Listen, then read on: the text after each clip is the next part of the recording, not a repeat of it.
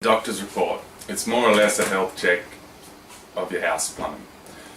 It serves two purposes really. We do an inspection on the house to see if there's any occupational health and safety issues that may affect our tradesmen. Yeah. Secondly, it'll disclose any issues with your plumbing system that may have caused or led to an initial problem that you're having, or may cause you problems in the near future. We'll give you a price on that while we're there. If there is something that needs to be fixed immediately, obviously that'll save you money because we're at the house already.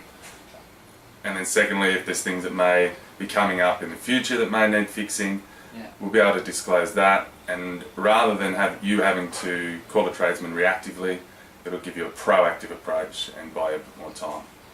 Absolutely. One of the biggest things we find is your flexible connectors underneath your kitchen sink, for argument's sake. Sometimes they'll be quite old. Now they have about a 5-year lifespan. And quite often people neglect that. It's not like a hard drawn piece of copper that's going to last forever. It's a flexible braided hose and they move and they wear and tear, and quite often we find those right on the point of bursting or breaking, and we'll replace that while we're there. Inevitably, if one was to burst, it'll happen when you're not at home.